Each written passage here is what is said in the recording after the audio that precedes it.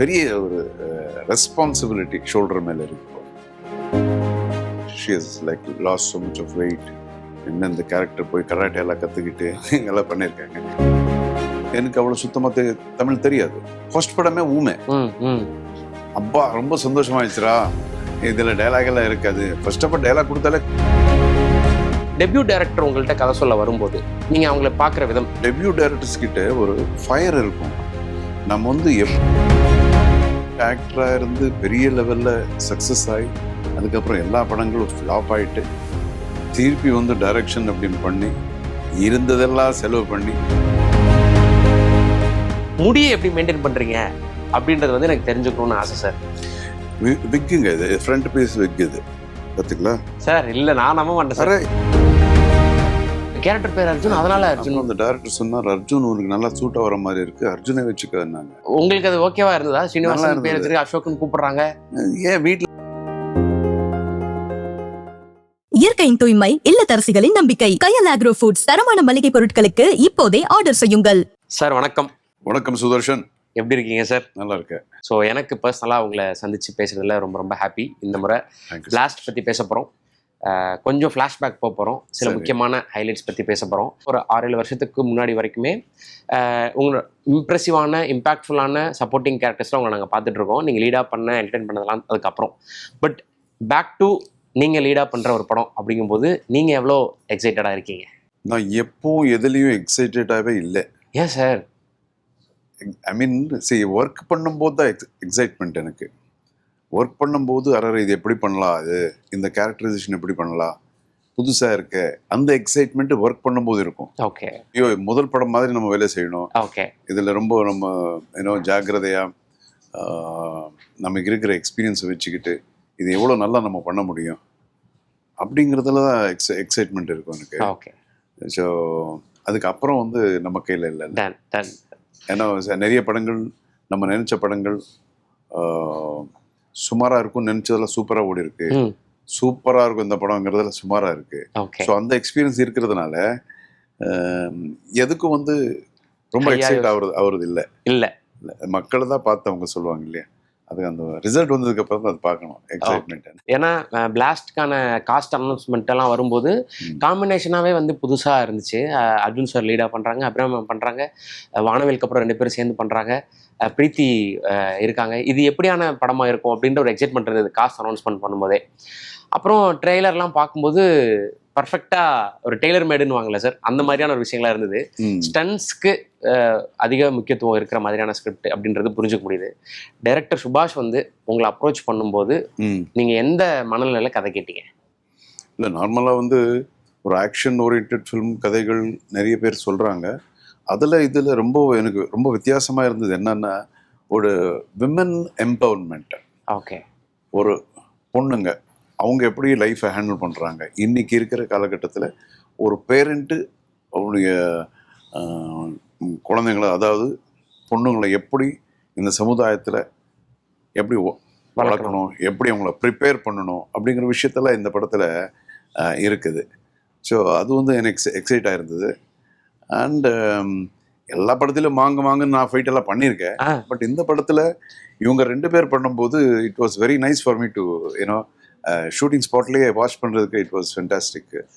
2 பேரும் ரொம்ப hard work பண்ணியிருக்காங்க. அபிராமி ஆஃப்டர் வானவில் நம்ம சேர்ந்து பண்ணுறோம். அண்ட் இந்த படத்துக்காக she is like lost so much of weight. என்ன இந்த கேரக்டர் போய் கராட்டே எல்லாம் கற்றுக்கிட்டு எல்லாம் பண்ணியிருக்காங்க. ஸோ தட்ஸ் ஆல் அதெல்லாம் பார்க்கும்போது எனக்கு ரொம்ப எக்ஸைட்டிங்காக இருந்தது. அப்புறம் பிரீத்தி முகுந்த் வந்து அவங்க ரொம்ப ஹார்ட் ஒர்க்கிங் இந்த படத்தில். அண்ட் நீங்கள் பார்த்தீங்கன்னா she will be the highlight மாதிரி தான் இருக்கும் படத்தில். She is in wonderful job. Fights எல்லாம் ரொம்ப கஷ்டப்பட்டு பண்ணியிருக்காங்க. பார்த்தா அது இப்போ தான் கற்றுக்கிட்டு பண்ணுற மாதிரி இருக்காது. ஓகே. அப்படி ஃபுல் பிளெட்ஜ்டு ஃபைட்டர் மாதிரி தான் இருப்பாங்க அவங்களாம். தான் சார். இப்போ உங்களை நோக்கி வரக்கூடிய கதைகள் தமிழ் மட்டும் இல்லை, அக்ராஸ் த இண்டஸ்ட்ரி மேக்ஸிமம் என்ன மாதிரியான கேரக்டர்ஸ் உங்களுக்கு வருது? என்ன மாதிரி ஜானாஸில் உங்களுக்கு கதைகள் வருது? எனக்கு என்கிட்ட வரும்போது ஆக்ஷனில் தானே வர்றாங்க. Okay sir. நீங்கள் வரும்போது ஃபஸ்ட்டு வரீங்க சார், அங்கேருந்து ஜம்ப் பண்ணு அப்படிங்கிறத ஆரம்பிக்கிறாங்க Okay. கதையை. ஸோ நெகட்டிவ் இப்போ ஜாஸ்தி பண்ணுறது இல்லை நான். அது ரொம்ப வர்றது இல்லையா சார், பண்றது இல்லையா சார்? இப்போ நான் பண்ணுறது நீங்க பண்றது இல்ல, ஆனா வந்துட்டு தான் இருக்கு. எல்லாம் Okay. நான் நெகட்டிவ் பண்ணும்போது கூட பாசிட்டிவ் ஹீரோங்கிறது ரொம்ப வந்துட்டு இருந்துச்சு. ஸோ இது கூட கொஞ்சம் ட்ரை பண்ணலாமேன்னு சொல்லி தான் பண்ணேன். Okay so I enjoyed being a bad man also. Okay okay. So ஏன் சார் நெகட்டிவ் பண்ண வேணான்னு ஒரு கால் எடுத்தீங்க? ஏன்னா நீங்க அப்படி பண்ண கேரக்டர்ஸ் எல்லாமே இங்க பயங்கரமா ஒர்க்கும் ஆயிருக்குல்ல, அப்புறம் ஏன் அதை வேணான்னு யோசிக்கிறீங்க? இது இன்னும் பாசிட்டிவான விஷயங்கள் நிறைய இருக்குது, அது கூட பண்ணலாமே. ஓகே. இன்னொன்று, என்னுடைய ஃபேன்ஸ் கூட நிறைய பேருக்கு நான் நெகட்டிவ் பண்ணுறது பிடிக்க மாட்டேங்குது. ஸோ எல்லாமே இருக்குது. ஓகே அந்த ஒரு இது கூட என்ஜாய் பண்ணியாச்சு, டேஸ்ட் பார்த்தாச்சு. ஓகே. ஸோ இன்னும் டிஃப்ரெண்ட்டாக ஏதாவது பண்ணலாம் சொல்லி. நாட் தட் பண்ணவே கூடாதுன்னு ஒன்றும் கிடையாது, டிஃப்ரெண்ட்டாக பண்ணலாம். Okay okay okay sir. Sir இப்போ அக்ராஸ் த இண்டஸ்ட்ரி பேசின மாதிரி ஓவர் த இயர்ஸ் வந்து எவ்வளோ சினிமாவில் வந்து எவ்வளோ விஷயங்கள் வந்து மாறி இருக்கு. தமிழ்லேயும் சரி, கன்னடத்தில் சரி, தெலுங்குல சரி, நிறைய புது புது டேலண்ட்ஸ் வெவ்வேறு வாய்ஸில் வராங்க. நீங்கள் இன்னைக்கு இருக்கக்கூடிய ஜென்ரேஷனை எப்படி பார்க்குறீங்க சார்? அவங்க இந்த கிரியேட்டர்ஸ் எப்படி பார்க்குறீங்க? இப்போ இருக்கிற கிரியேட்டர்ஸ், ஒரு டைரக்டர், டெக்னீஷியன்ஸாக இருந்தாலும் சரி, ஆர்டிஸ்டாக இருந்தாலும் சரி, அவங்க ரொம்ப ப்ரிப்பேர்டாக தான் வந்துக்கிட்டு இருக்காங்க. ஓகே. இட்ஸ் நாட் தட் இங்கே வந்து கற்றுக்கிற மாதிரி எல்லாம் ஒன்றும் கிடையாது. They are very well trained. இங்கே வரும்போது தே ஆர் வெல் ட்ரெயின்ட் ஆக்டர்ஸும் சரி, டெக்னீஷியன்ஸும் சரி. So that's how the trend is now. Because competition ரொம்ப ஜாஸ்தியாக இருக்குது. காம்படிஷன் ஓடுற குதிரைங்க எக்கச்சக்கமாக இருக்குது. ஸோ அந்த காம்படிஷனில் அவங்க எல்லாரும் ரெடி ஆகிட்டு தான் வர்றாங்க. எல்லாரும் நம்ம ஓடணும் அப்படின்னு சொல்லிட்டு. சார் இப்போ நீங்கள் தமிழில் இப்போ பிளாஸ்ட் ரிலீஸ் ஆகுது, இது தெலுங்குலையும் ரிலீஸ் ஆகுதுன்றது சொன்னாங்க.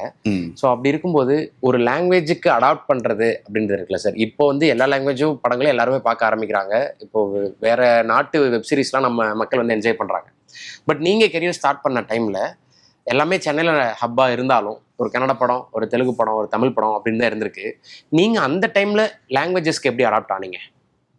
எனக்கு எல்லா பாஷையும் தெரிஞ்சதுனால ஓகே. நான் பேசிக்கலி கன்னடா. அதுக்கப்புறம் எங்கள் தமிழ்நாட்டுக்கு வந்ததுக்கப்புறம் பக்கா தமிழியன் ஆகிட்டேன். அண்ட் தெலுங்கு படங்கள் பண்ணேன், தெலுங்கு கற்றுக்கிட்டேன்.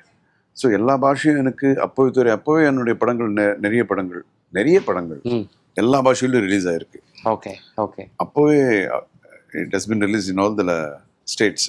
Okay okay sir. ஆனால் இன்னைக்கு இப்போ பொதுவாக ஹீரோயின்ஸ் தான் வந்து அக்ராஸ் இண்டஸ்ட்ரி ஒர்க் பண்ணும்போது நிறைய மொழிகள் வந்து அவங்க கற்றுப்பாங்க. இன்னொன்று இன்னைக்கு ஆன்லைனில் இருக்கும்போது நிறைய விஷயங்கள் வந்து அதில் ஒரு யூடியூப்பில் பார்க்கும்போதே லாங்குவேஜ் கற்றுக்கிறதுக்கு அவ்வளோ ஆப்ஷன்ஸ்லாம் இருக்குது.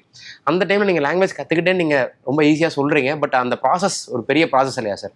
நீங்கள் கர்நாடகாவிலேருந்து இங்கே வந்து தமிழ் கற்றுக்கிறது, இங்கே ஸ்லாங்ஸ் வேறு இருக்கும். அதே மாதிரி நீங்கள் தெலுங்குல பேசும்போது விஷயங்கள் இருக்கும். ஸோ அந்த விஷயம் நீங்கள் அந்த டைமில் எப்படி கோத்ரூ பண்ணீங்க? பிகாஸ் என்னுடைய ஜெர்னி ரொம்ப வருஷம் இருக்குல்ல. இட்ஸ் நாட் தட் ஜஸ்ட் ஏதோ ஒரு வருஷத்துக்கு முன்னாடி நான் வந்து அப்படின்னு இல்லை. So many years. கரெக்ட். இந்த ஸோ மெனி இயர்ஸில் வந்து நிறைய படங்கள் பண்ணியிருக்கேன். அந்த ஒவ்வொரு படத்துலையும் ஒன்று நம்ம கற்றுக்குறோம் இல்லையா? ஸோ ஆரம்ப கட்டத்தில் ஃபர்ஸ்ட் பிக்சர் நான் நடிக்கும்போது நன்றி படத்தில் எனக்கு அவ்வளோ சுத்தமாக தமிழ் தெரியாது. ஓகே, இன்னமும் கொஞ்சம் புரோக்கன் தமிழ் தான் பேசுவேன். ஓகே. அப்போது அங்கே அந்த கேரக்டர் வந்து ஊமை. ஃபர்ஸ்ட் படமே ஊமை. அப்பா ரொம்ப சந்தோஷமாயிடுச்சுரா, இதில் டைலாக் எல்லாம் இருக்காது. ஃபர்ஸ்ட் ஆஃப் ஆல் டைலாக் கொடுத்தாலே கை ஊதுறது. ஓகே. ஏன்னா நடிப்பு தெரியாது. வந்துட்டோம் சினிமாவுக்கு, அவ்வளோதான். இப்போ எல்லாம் கற்றுக்கிட்டு தான் வர்றாங்க பேசணும் என்ன. ஆனால் எனக்கு ஆக்டிங்கெல்லாம் அவ்வளோ தெரியாது. அப்புறம் டைலாக் வேறு இது கொடுத்துட்டா என்னடா பண்ணுறதுனா அப்படின்னு சொல்லும்போது, இல்லை நீ ஊமே, ஹீரோ தான் நான் ஊமே அப்படின்னு சொல்லும்போது ரொம்ப ஹாப்பியாக இருந்தது எனக்கு. டைலாக் எல்லாம் இல்லைன்னு.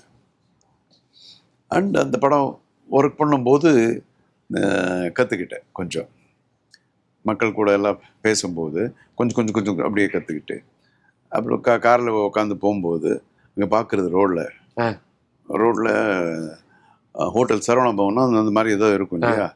ஹோட்டல் அப்படிங்கிறது இங்கிலீஷில் புரியுது எனக்கு. ஓகே. ஓ ஹோ இதுதானா அப்படிங்கிற. ஓகே. டா இல் அப்படிங்கிற சின்ன விஷயங்கள் அப்படியே தெரிஞ்சுக்கிட்டு இப்போ தமிழ் பேசுவேன். தமிழ் எழுதுவேன், தமிழ் படிக்கிறேன். அப்படிதான் நான் கற்றுக்கிட்டது. Okay okay. Super sir. So ரோட்ல இருக்கிற போர்ட்ஸ் பார்த்து தான் நான் ஒரு 50% கற்றுக்கிட்டேன். Okay okay. அது அப்படிதான் தெலுங்குலையும்? தெலுங்கு அப்படி கிடையாது. ஓகே. கன்னடா எனக்கு நல்லா தெரிஞ்சதுனால கன்னடா தெலுங்கு ஆல்மோஸ்ட் கொஞ்சம் Similar. ஆ. ஒரே மாதிரி தான் இருக்கும். இப்போ ஹிந்திக்கு வருவோம். நீங்கள் சவுத்தில் பண்ணதை கம்பேர் பண்ணும்போது ஹிந்தியில் ரொம்ப சில படங்கள் தான் பண்ணியிருக்கீங்க. அதில் சில படங்கள் வந்து பைலிங்குவலாக அங்கே ரிலீஸ் ஆயிருக்கு. ஸோ ஹிந்தியிலேருந்து உங்களுக்கு வந்த ஆஃபர்ஸ் எப்படி இருந்தது? இப்போ ஏதாவது வருதா? ஏன்னா இன்னைக்கு மல்டி இண்டஸ்ட்ரியிலேருந்து ஹிந்தி நான் முன்னாடி கூட நிறைய பண்ணல. ஓகே. ரொம்ப சிலர் ஏதோ ஒரு 2 படம் பண்ணேன். அது ஒரு சரியான ப்ரொடக்ஷன் ஹவுஸ் கிடையாது. ஓகே. ஸோ அப்படி வந்த படங்கள் பெருசாக ஹிந்தியில் நான் படங்கள் நான் பண்ணல. ஸோ இப்போ உங்களுக்கு வருது? இப்போ வருது, இப்போ நிறைய வருது. பட் நமக்கு பிடிக்கிற மாதிரி வரணும் இல்லையா? Okay okay. ரோல்ஸ் இத்தனை வருஷத்துக்கு அப்புறம் சும்மா ஏனோ சொல்லி பண்ணிட முடியாது.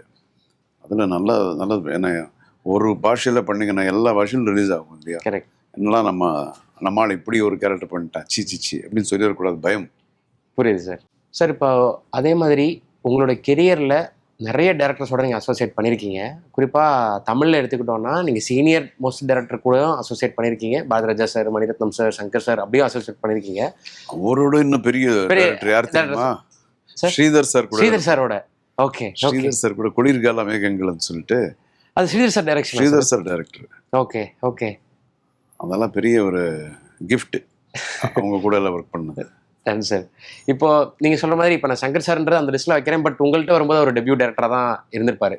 ஸோ அந்த மாதிரி இன்னைக்கு எல்லாருக்கும் பிடிக்கிற டேரக்டர்ஸ் எல்லாருமோட ஃபர்ஸ்ட் பிக்சர்ஸில் நீங்கள் இருந்திருக்கீங்க. உதாரணத்துக்கு இப்போ PS மித்ரன் அவரோட ஃபர்ஸ்ட் பிக்சர் நீங்கள் தான். இப்போ மோகன் ராஜா சாரோட அவர் முதல் படம் தெலுங்குல பண்ணார், அதில் நீங்கள் தான் லீட். இப்போ அந்த மாதிரி இப்போ ஆண்ட்ரூ லூயிஸ் அவர் இங்கே வெப் சீரிஸில் ஒரு கலக்கிட்டு இருக்காரு. அவரோட கொலைகாரன் வந்து நீங்க தான் பண்ணிருக்கீங்க. ஸோ அந்த வரிசை சொல்லும் போது எனக்கு பேரெல்லாம் வருது. ஸோ அந்த மாதிரி அந்த வரிசையில இப்போ டைரக்டர் சுபாஷும் உள்ள வராருல. ஸோ ஒரு டெபியூ டைரக்டர் உங்கள்கிட்ட கதை சொல்ல வரும்போது நீங்க அவங்கள பார்க்குற விதம், ஸ்கிரிப்ட் தான் அல்டிமேட்லி அப்படின்றத தாண்டி அவங்களோட அப்ரோச் அதுவும் முக்கியம் இல்லை? பேசிக்கலி நீங்க சொன்னதா கரெக்ட். ஃபர்ஸ்ட் ஸ்கிரிப்ட் என்னன்னு பார்க்குறோம். அதுக்கப்புறம் டெபியூ டைரக்டர்ஸ் கிட்ட ஒரு ஃபயர் இருக்கும். நம்ம வந்து எப்படியாவது அடிச்சு நொறுக்கணும் அப்படிங்கிற ஒரு ஃபயர் ஒன்று இருக்கும். ஸோ அதை வந்து நான் புரிஞ்சுக்க ட்ரை பண்ணுறேன். ஸோ கேரண்டி அவங்க they will do there level best. First picture இல்லையா, உயிர் கொடுத்து பண்ணுவாங்க அவங்க. ஸோ அந்த விதத்தில் கொஞ்சம் கான்ஃபிடென்ட் ஆகிறது எனக்கு. அண்டு அவங்க சொல்கிற கதை அது எப்படி அப்படிங்கிறது. ஸோ ரெண்டுமே சிங்க் ஆகிடுச்சின்னா, கதை நல்லா இருந்ததுன்னா, அண்டு ப்ளஸ் நல்ல production house. Okay okay. So இந்த படம் பொறுத்த வரைக்கும் எனக்கு சொன்னதே ஒரு டிஃப்ரெண்ட்டான ஒரு கதையாக அது எனக்கு பட்டுச்சுது. அதுக்கப்புறம் AGS இன்னைக்கு தமிழ் ஃபிலிம் இண்டஸ்ட்ரியில் one of the top production house AGSன்னு சொல்லிட்டு கல்பாத்தியாகரம் சார். ஸோ இதெல்லாம் ஃபென்டாஸ்டிக் காம்பினேஷன். ஒரு நல்லா ப்ரெசென்ட் பண்ணக்கூடிய ப்ரொடியூசர், நல்லா ரிலீஸ் பண்ணி மார்க்கெட் பண்ணக்கூடிய ப்ரொடியூசர், ஒரு நல்ல ஃபயர் இருக்கிற ஒரு டைரக்டர், அதில் ஒரு நல்ல கதை. இதில் நான் என்ன பண்ணலாம், கரெக்டாக பண்ணும்போது கேரண்டி இது கிளிக் ஆகிடும். Okay okay. Ton sir. So இது சும்மா உங்களுக்கு என்ன தோணுதோ சொல்லுங்கள். சேவகன் பண்ணும்போது உங்களுக்கு ஒரு பெரிய ஃபயர் இருந்தது. ஸோ நீங்கள் என்ன மாதிரியான சுச்சுவேஷனில் அந்த படம் பண்ணீங்கன்றது நிறைய இடங்களில் நீங்கள் சொல்லியிருக்கீங்க. ஆமாம். ஸோ படம் சக்ஸஸ் இந்த மாதிரியான விஷயங்கள்லாம் அதுக்கப்புறம் அது ரெஸ்ட் இஸ் ஹிஸ்ட்ரி அப்படின்ற மாதிரி வச்சுக்கலாம்.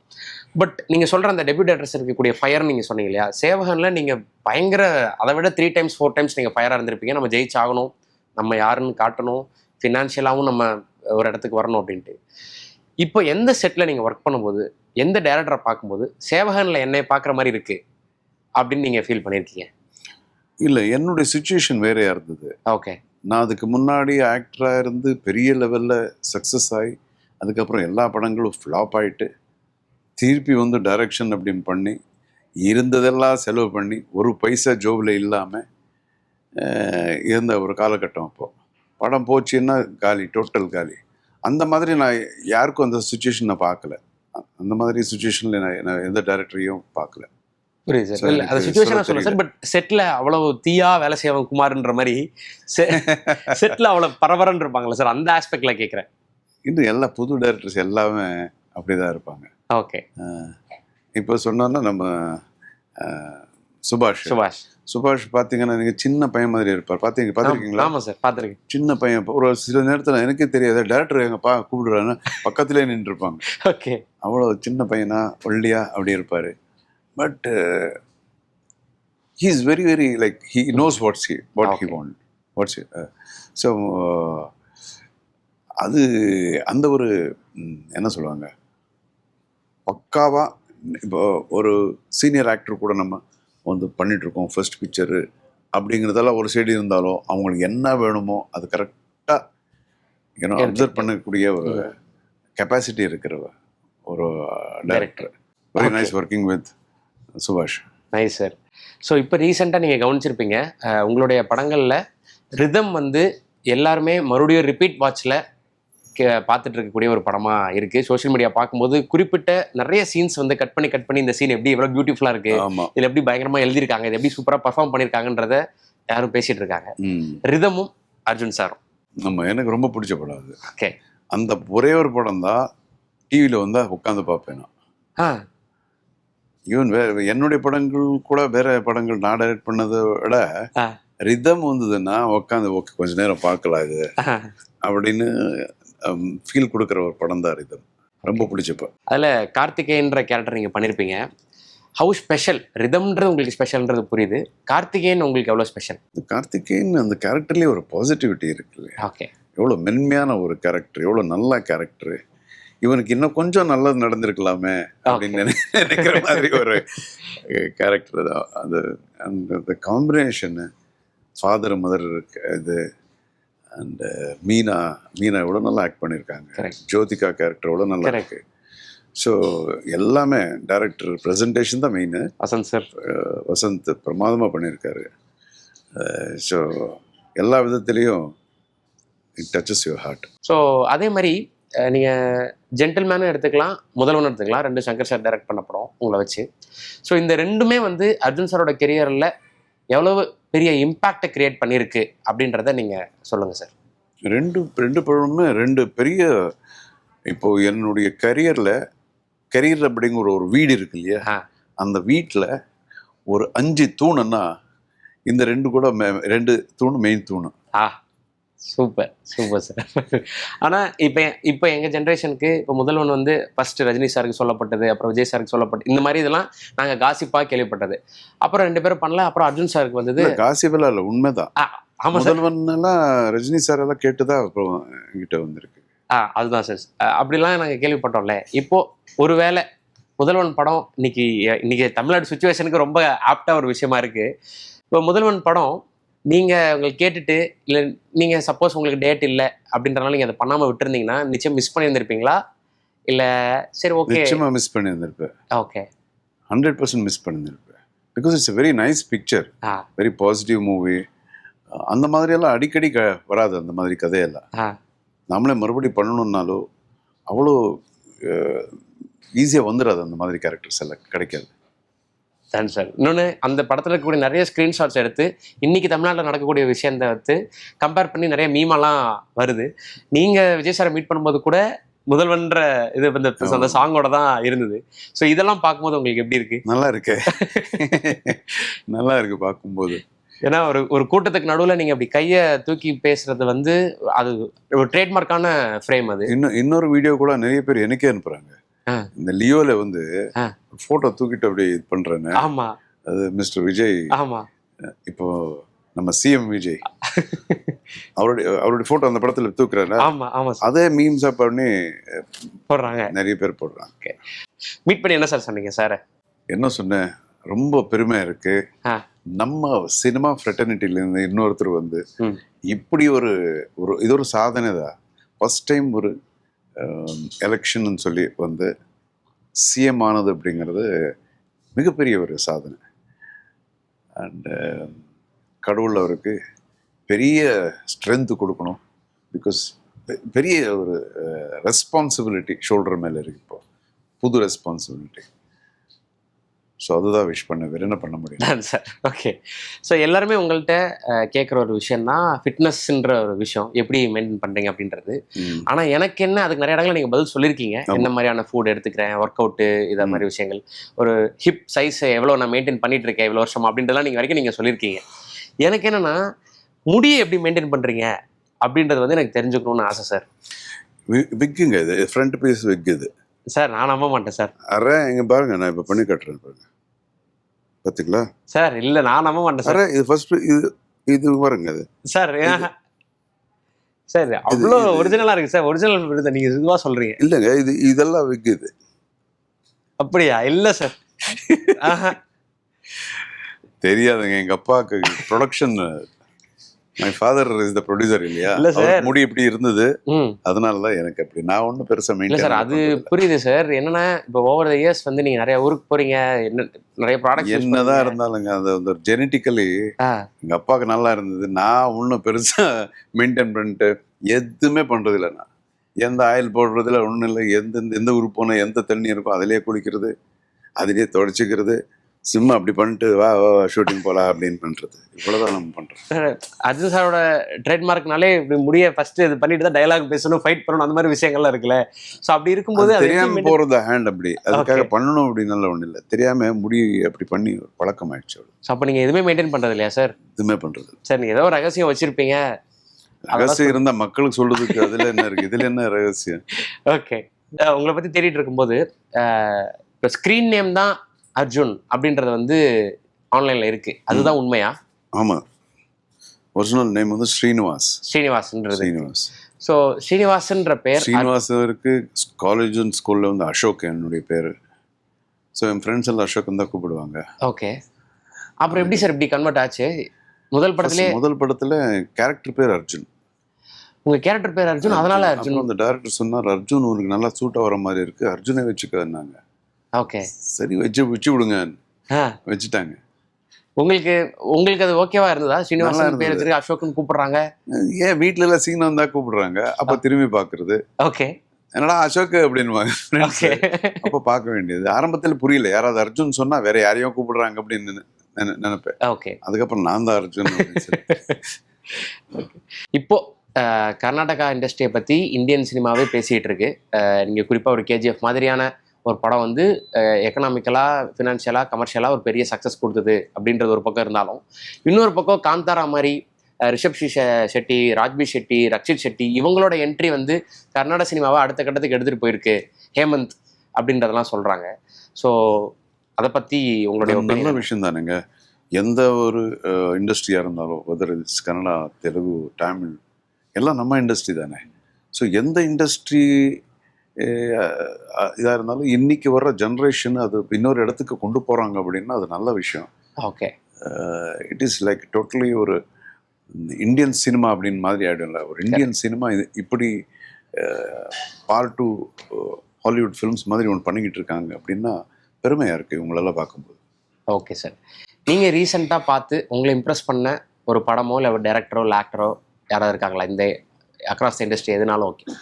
இல்லை, நிறைய பேர் இருக்காங்களே. இப்போ லைக் இந்த கேஜிஎஃப் பண்ண டைரக்டர் பிரசாந்த், அப்புறம் சுகுமாரன் சொல்லிட்டு புஷ்பா பண்ண டைரக்டர், இவங்கெல்லாம் அவங்களுடைய ப்ரெசன்டேஷன் எவ்வளோ பிரமாதமாக இருக்குது.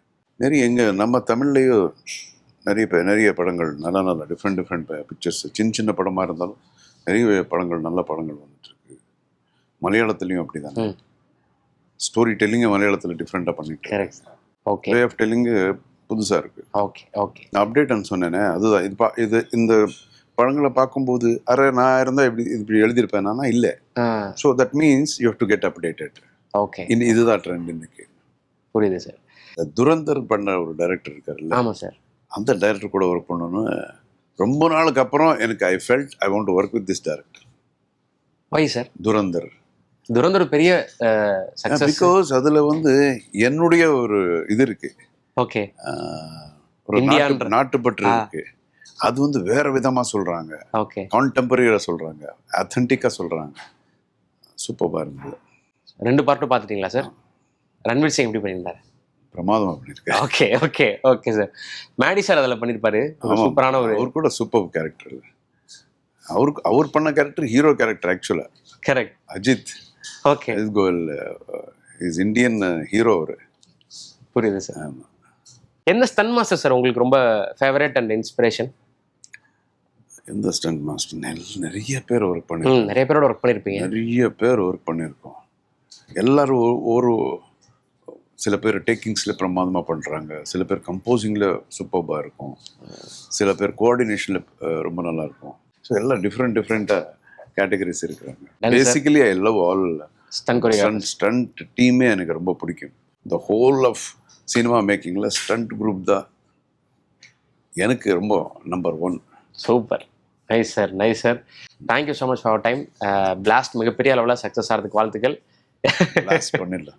ஸோ அடுத்தடுத்து நீங்கள் பிளான் பண்ணி வச்சிருக்க விஷயங்கள் எல்லாமே சக்ஸஸ் ஆகிறதுக்கு வாழ்த்துக்கள். Thank you sir, thank you. தேங்க்ஸ். இயற்கையின் சுவையும் ஆரோக்கியத்தின் நம்பிக்கையும் கயல் ஆக்ரோ ஃபுட்ஸ். செக்கை எண்ணெய் முதல் சிறுதானியங்கள் வரை உங்கள் குடும்பத்திற்கான முழுமையான தேர்வு. மேலும் தகவல்களுக்கு அழையுங்கள் 9384788000.